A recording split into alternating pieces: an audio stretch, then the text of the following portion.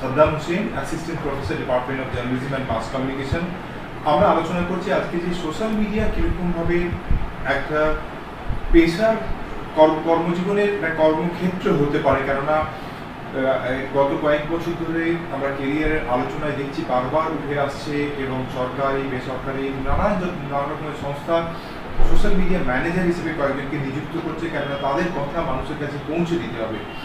এইটা চিরাচরিত যে সংবাদপত্র তার থেকে আলাদা, খুব দ্রুত হয়, এতে ক্রিয়েটিভিটি থাকতে হবে, কেননা সৃষ্টিশীল না হলে মানুষের দৃষ্টি আকর্ষণ করা যাবে না। এই বিষয়গুলো নিয়ে আমরা আলোচনা করছি যে কী কী ধরনের গুণ থাকলে এই ক্ষেত্রে আপনি নিজের জায়গা তৈরি করে নিতে পারেন। আমি সাদ্দাম হোসেনকে অনুরোধ করব তার বক্তব্য রাখার জন্য। ধন্যবাদ সাবির স্যারকে। আমার আওয়াজ শোনা যাচ্ছে? হ্যাঁ, শোনা যাচ্ছে। ভিডিওটা অন করে নিন। শুভ সন্ধ্যা। হ্যাঁ, হয়তো আচ্ছা। শুভ সন্ধ্যা সকলকে। ধন্যবাদ জানাই WBMDFCর চেয়ারম্যান মাননীয় গোলাম আলী রহমান আনসারি স্যারকে। ধন্যবাদ জানাই ম্যানেজিং ডিরেক্টর মৃগাঙ্ক স্যারকে। ধন্যবাদ জানাই এই অনুষ্ঠানের সমস্ত উদ্যোক্তাদের, এবং সর্বোপরি অশেষ ধন্যবাদ জানাই আমাদের সুধী দর্শকদের যারা আজকের অনুষ্ঠানে উপস্থিত রয়েছেন। রাজীব নন্দী স্যার খুব সুন্দরভাবে থিওরিটিক্যাল পার্সপেক্টিভে তুলে ধরেছেন যে সোশ্যাল মিডিয়ার ইম্পর্টেন্ট এবং সোশ্যাল মিডিয়ার কোন জায়গাতে গিয়ে কীভাবে কাজ করতে হবে। আমি একটু সোশ্যাল মিডিয়ার স্ট্যাটিস্টিক্স দিয়েই, বা বর্তমানে নিউ মিডিয়া, কারণ নিউ মিডিয়া থেকে শুরু হচ্ছে এই কনসেপ্টটা, সেটার মধ্যে দিয়ে আমি এগোবো। তার আগে আমি একটু কয়েকটা জিনিস বলি। মৃগাঙ্ক স্যার যখন আলোচনা করছিলেন তখন কয়েকটা জিনিস খুব ইম্পর্টেন্ট পার্ট উনি স্যার শেয়ার করেছিলেন। একটা হচ্ছে যে এই মিডিয়া লিটারেসির কথাটা, এবং আরেকটা জিনিস হচ্ছে যে ছেলে মেয়েদের মধ্যে এই সচেতনতা করাটা। সোশ্যাল মিডিয়া যে একটা কেরিয়ারের প্ল্যাটফর্ম হতে পারে এটা কিন্তু আমাদের কাছে অনেকেরই অজানা। কারণ আমি সাবির স্যার যখন বলছিলেন যে আমরা কেরিয়ার বিষয় বলতে 10টা বা 12টা সাবজেক্ট হিসেবে জানি, আমিও বহু কেরিয়ার কাউন্সেলিং করতে যাই, মানে বহু জায়গায়, স্কুলে বা বিভিন্ন কলেজে। তো সেখানেও তাই একই জিনিস ফেস করতে হয়েছে যে তারা কয়েকটা কলেজের নাম জানবে আর কয়েকটা সাবজেক্টের নাম জানবে, এবং তার ফলে কি হচ্ছে যে তারা হয় পড়াশোনা ড্রপ আউট করছে, বিশেষ করে গ্রামের দিকে ছেলেমেয়েরা, কারণ তাদের তো ফিউচার সরকারি সেই এক্সপেক্টটা থাকে না। তো যার ফলে কি হচ্ছে যে সেখান থেকে তারা হোপলেস হচ্ছে যে কি করব। সো সেই জায়গাতে দাঁড়িয়ে আমি যদি আজকের উদাহরণ দিয়ে বলি যে আজকে যে ওয়েবিনারটা, আমার মনে হয় যে WBMDFC যে আমি বিশেষ করে দেখছিলাম যে কতগুলো লাইভ বা ফলোয়ার্স রয়েছে, প্রায় 12,000, আমি যদি ভুল না বলে থাকি, সম্ভবত 12,000-এর উপরে। তো এই যে এই জায়গাটার মধ্যে দিয়ে যে মানুষের কাছে শুধুমাত্র যে এই সোশ্যাল মিডিয়া কিছু কমিউনিটির মধ্যে সীমাবদ্ধ নয়, এটা কিন্তু চারদিকে ছড়িয়ে যাচ্ছে। সোশ্যাল মিডিয়া সব থেকে ইম্পর্টেন্ট জিনিস হচ্ছে দুটো জিনিস। একটা হচ্ছে যে এটা হচ্ছে একটা ওয়েব বেসড কন্টেন্ট বা ওয়েব বেসড প্ল্যাটফর্ম, আর একটা হচ্ছে মোবাইল টেকনোলজি। কারণ হচ্ছে যে আমরা, রাজীব স্যার যখন মেনশন করছিলেন, উনি বলছিলেন যে গ্লোবাল ভিলেজের কথা, তারপর ইনফরমেশন সোসাইটি, নেটওয়ার্ক সোসাইটি। হ্যাঁ, এটা তো অবশ্যই যে আজকের সময়টা বা আজকের যে যুগটা, এরাটা পুরোটা হচ্ছে ইনফরমেশন এরা বা ডিজিটাল এরা। আমরা উইদাউট মোবাইল বা উইদাউট টেকনোলজি, উইদাউট ইন্টারনেট আমরা কোনোভাবে এগোতে বা আমাদের গতিপথ নেই, এটা মেনে নিতে হবে।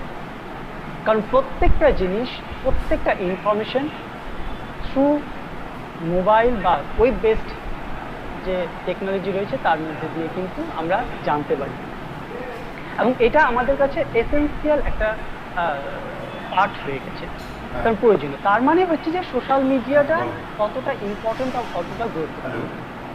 আমি এবার আসি যে আজকে যে WBMDFC, আমি আমার বাড়ি মালদা, তো বেশ কয়েকজন আমাকে ফোন করে জানালেন যে আচ্ছা WBMDFC-তে আপনি বলতে চাচ্ছেন? হ্যাঁ। বলছে খুব ভালো, মানে সেখানে এত সুন্দর সুন্দর কন্টেন্ট রয়েছে। যে এই কন্টেন্টটা কিভাবে এলো। এক হচ্ছে ফেসবুকের দ্বারা তারা জানতে পারছে, আর দ্বিতীয় হচ্ছে ইউটিউবের দ্বারা। এই ফেসবুক আর ইউটিউবের মধ্যে দিয়ে কি হচ্ছে যে আমার মালদার মতো জায়গাতে, মালদা থেকে ভেতরে যে গ্রাম, তারা কিন্তু এটা অ্যাক্সেসেবল পাচ্ছে। তার মানে ইজিলি অ্যাক্সেসেবল তারা কিভাবে পাচ্ছে, যে তাদের মোবাইলের দ্বারা। এটা যদি অফলাইনে হতো কিন্তু এতটা রিচ, এতটা মানুষের কাছে এই কন্টেন্টগুলো পৌঁছাতো না। এবং তারপর আমি গিয়ে সার্চ করলাম যে সত্যি খুব ইম্পর্টেন্ট যে কন্টেন্ট রয়েছে, বিভিন্ন সাবজেক্ট বা বিষয় নিয়ে আলোচনা হচ্ছে। তার মানে সোশ্যাল মিডিয়ার খুব ইম্পর্টেন্ট একটা পার্ট হচ্ছে যে বিষয় চয়ন, যে আমি কি ধরনের কন্টেন্ট দেব। যারা স্যার বলছিলেন যে কন্টেন্ট ক্রিয়েটার, হ্যাঁ অবশ্যই, তো সব থেকে ইম্পর্টেন্ট পার্ট হচ্ছে যে কন্টেন্ট ক্রিয়েটার। আজকের দিনে দাঁড়িয়ে কন্টেন্ট ক্রিয়েটারের একটা বড় সুযোগ রয়েছে, এবং সব থেকে বড় কথা ইন্ডিপেন্ডেন্ট মেকার, কারোর কোনো সহযোগিতার দরকার হবে না। নিজেই এই কন্টেন্ট ক্রিয়েট করতে পারবে, নিজেই ইউটিউবে এডিটিং করতে পারবে, নিজেই কন্টেন্ট লিখে সেটাকে ইনফোগ্রাফি বা বিভিন্ন রকম ইনফোটেইনমেন্টের মধ্যে দিয়ে মানুষের কাছে পৌঁছাতে হবে। দ্বিতীয় কথা বলি যে সোশ্যাল মিডিয়া কেন ইম্পর্টেন্ট, তার প্ল্যাটফর্মগুলো রয়েছে। আজকে ব্যাংক থেকে স্টার্ট করে কলেজ, ইউনিভার্সিটিজ, হসপিটাল, রেলওয়ে, বিভিন্ন রকম ইনস্টিটিউট, প্রত্যেকটা জায়গায় তার যে ইনফরমেশনগুলো কি করছে থ্রু সোশ্যাল মিডিয়া এটাকে ব্যবহার করছে। কেন করছে? কারণ হচ্ছে আজকের দিনে দাঁড়িয়ে সোশ্যাল মিডিয়ার ডিমান্ড সব থেকে বেশি। আমি কয়েকটা জিনিস স্ট্যাটিস্টিক্সের ব্যাপারে কয়েকটা আমি জানানোর চেষ্টা করছি। এক হচ্ছে যে মোবাইল ইউজার, আমরা সবাই জানি যে প্রায় 140 কোটির আশেপাশে আমাদের ভারতে রয়েছে জনসংখ্যা। তার মধ্যে মোবাইল ইউজার প্রায় 100 কোটির আশেপাশে। না আছে কিন্তু তার মানে বলেছে চলে যাবো, যেটা আমরা আগে মিডিয়া বলতে কি বুঝি, যে ব্রডকাস্ট মিডিয়া বা প্রিন্ট মিডিয়া, যেটা এবং সেটার দ্বারা কিন্তু অ্যাড আর আপনি লিঙ্কডইন থেকে নিয়ে আসছেন আমার মনে হয়, বা পাবলিসিটির যে ব্যাপারটা কিন্তু আমরা শুধুমাত্র সেই প্ল্যাটফর্মটাকেই ইউজ করতাম না। যার ফলে কি হতো যে এই যে ইনফরমেশন যে ব্যাপারটা সেটা কিন্তু আমাদের কাছে কি ছিল, বিজ্ঞাপন বা প্রিন্ট মিডিয়া বা টেলিভিশন বা রেডিও। কিন্তু আজকের দিনে দাঁড়িয়ে সেটার জায়গায় এখন গ্রামে ঘরে ঘরে সবার কাছে মোবাইল পৌঁছে গেছে। মোবাইলের দ্বারা আর ইন্টারনেট, যেটা সব থেকে ইম্পর্টেন্ট পার্ট, ইন্টারনেট কি হয়েছে যে আমাদের সেই রিমোট এরিয়া থেকে শুরু করে প্রত্যেকটা জায়গায় ইন্টারনেটের ব্যবহার সেই জায়গাতে পৌঁছে গেছে। তার মানে কি হচ্ছে যে তার মানে আগামী দিন যেটা আসছে সেটা হচ্ছে যে শুধুমাত্রই আমরা সোশ্যাল মিডিয়ার উপর নির্ভরশীল হতে চলে যাচ্ছি।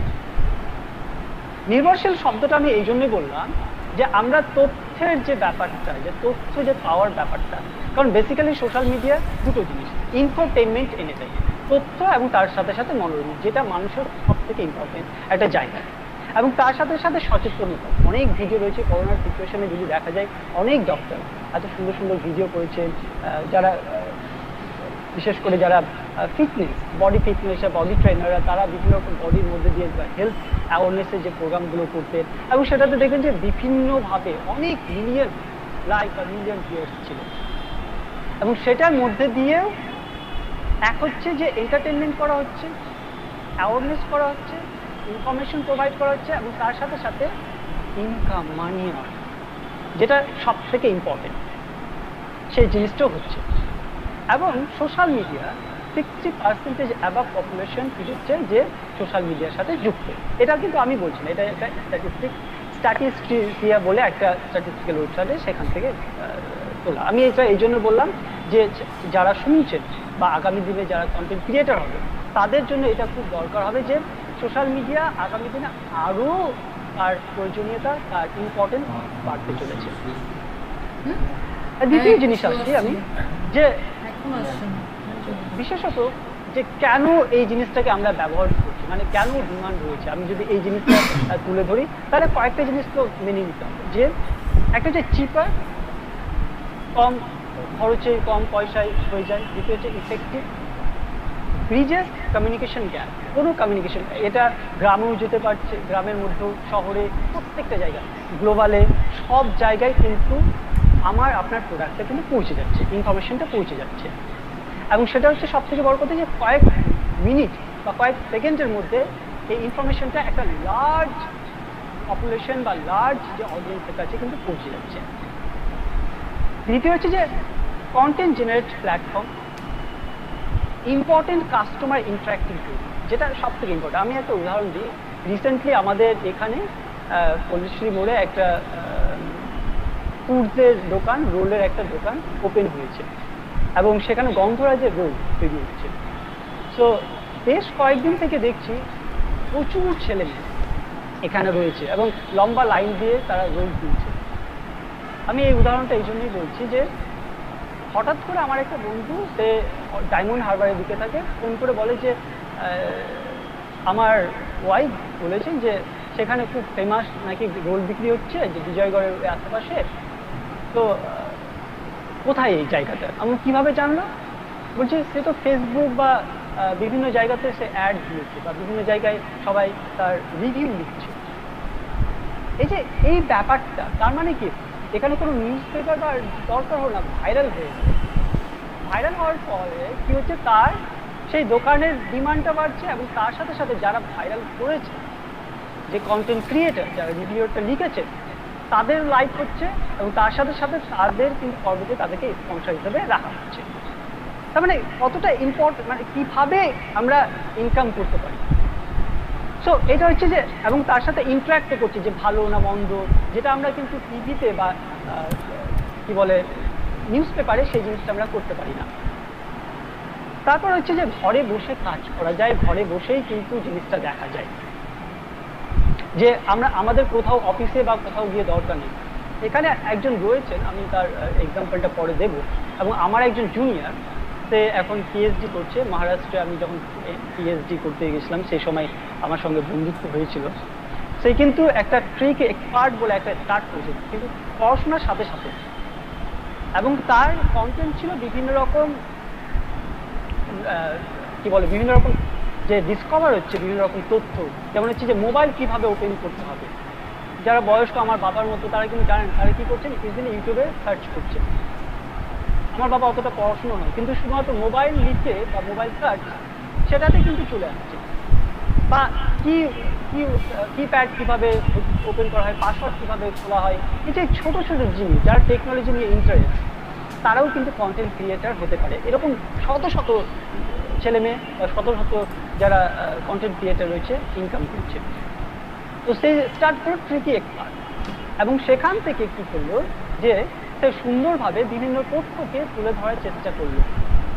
এবং আজকে দাঁড়িয়ে, কারণ কম সময় আছে আমি পুরোটা ডিটেলস যাচ্ছিলাম, সে আজকে দাঁড়িয়ে প্রায় 20,000-এর অ্যাবাভ পার মান্থ ইনকাম করছে, এবং তার সাথে সাথে সে পিএইচডিও করছে।